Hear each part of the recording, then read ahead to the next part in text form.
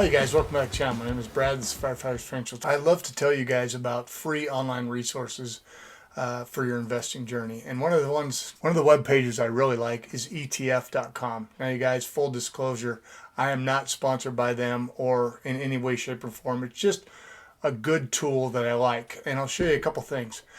The first tool that I like is if you hit under ETF tools and data, you have the ETF screener and database. So the easiest thing about this, which is really cool, is you come in and you can filter it by however you want to look at it. So let's say you want equity ETFs, right? Because we want stocks. So you click on that and it brings up list. Now you can bring this down to whatever you want. But let's say we want to look at S&P 500 ETF. So let's look at IVV. That's the iShares Core S&P 500 ETF. So we can click on there and it brings up all the information. It gives you how long the fund's been around, gives you the breakdown of fees, all the way down to a chart on how it's performed. And you can see that it breaks it into year to date, 1 year, 3 years, 5 years, 10 years, however long the fund has been around. It goes on to show you the top 10 countries. Obviously, with an S&P 500, you guys, it's all in the United States, so 100% there. It breaks it down by the top 10 sectors that it invests in, and even the top 10 holdings, which is nice because what we're going to talk about next is the tool that I really like on this, and it's called the Compare tool. So if we go back to the ETF tools and data and come down to the ETF comparison tool. Click on that, and it has a lot of ETFs that they compare on a regular basis. But if we come down, right here you have the option of typing in your tickers. So if you know the ones that you're interested in, you can compare them. So let's do a simple comparison. Let's do VOO, which is the Vanguard S&P 500 ETF, and let's compare that to VTI. VTI being the Vanguard Total Stock Market ETF.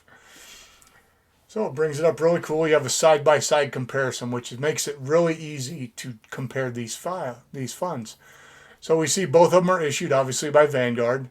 The expense ratio on both is the same, 0.03%. If we look at the assets under management for VOO, it's about almost 220 billion, and for VTI, it's about 239 billion. So these are both big funds, right, you guys? And if we look at the average trading volume, you see that we actually have quite a bit more trading volume daily in the S&P 500 at 1.45 billion. That's a lot of money. Where the total stock market has about 851 million per day. It also shows you the difference in number of holdings. Obviously, S&P 500, 511. Where the total stock market has 3,716 because it also has mids and small caps. Now, for some reason, let's refresh this, the comparison chart, there we go. For some reason, it doesn't always auto-populate, so if you refresh, it usually does. So the nice thing here is when you look at the performance, you've got both funds. So obviously, green is VTI, and the yellow line is VOO. And it breaks it down by 1 month, 3 months, year to date, 1 year, 3 years, 5 years, and 10 years. So let's take a look at these two. So obviously we can see in the last month, VOO is ahead by about 0.3%. So pretty close. Over the 3 months, it's up by about 1.5%. So a little bit different there. Year to date, it's ahead by about 0.25%. Over the 1 year, though, and remember, last year we had a lot of volatility, you guys. So think about VOO is predominantly all large cap stocks, right? VTI also has some smalls. So it actually outperformed by about 5% for the 1 year. If we look at the 3 years, it's a little bit ahead, about not even 0.25%. Over the 5 years, it's beaten by roughly 0.25%. And over the 10 years, actually, VOO is ahead by 0.12%. So they're pretty close, you guys. Now let's take a look at the top 10 sectors of these two funds. We see that both of them, technology, consumer cyclicals, financials, healthcare, industrials, non-cyclicals, energy, utilities, and this is where they get changed. The 8th and 9th is utilities and basic materials, where those are flip-flopped in the VTI holdings. And then telecom brings up the top 10. Let's take a look at the top 10 holdings. You're going to see these are pretty similar. Apple, Microsoft, Amazon, Facebook, Alphabet A, Alphabet C, Tesla, and again, when you get down to number 7, it's a little bit different. Berkshire Hathaway in one case, JP Morgan's in the other. And on the other funds are just exactly flip-flopped. But these are making up just a little over 1% of the top 10, you guys. Here's where you see a big difference. In VOO, 26.25% of the fund is made up by the top 10 holdings, where in VTI, the total stock market, it makes up just a little over 21%. So there's some differences. But let's try something new. Let's talk about small caps, because we're talking about small caps with VTI. So let's do the Vanguard Small Cap ETF. That's ticker VB. And we'll compare that to another company. Let's do the Schwab Small Cap, which is SCHA. Now, these are different indexes, you guys, but they're pretty similar funds. So let's take a look at the difference. Obviously, VB is issued by Vanguard. SCHA is issued by Charles Schwab. Expense ratios are pretty similar. VB is 0.05%, where Schwab is 1 basis point less at 0.04. Assets under management, $45.5 billion for VB, and a little under $15.25 billion for Schwab's fund. So it's a little bit smaller.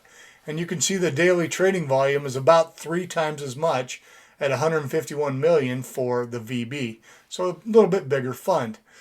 If we look at the number of holdings in VB, we have 1459, and in the Schwab fund, SCHA, we have 1840. So it has a little bit more, has more funds to choose from. So let's take a look at the performance. Again, over the 1 month, and this very well may not be updated because I can't believe it was 0 change for the month, but VB shows to be about 1.2% ahead. Over the 3 months, it has outperformed it by a couple of percent, you guys. Year to date though, you see Schwab is ahead by about 3/4, not quite, a little over 0.5%. At the 1 year mark, again, it's beating by 5%, 5.5%, you guys. So that's significant. At the 3 year mark, it goes back to VB at about 15.5, so about 1% ahead of the Schwab fund.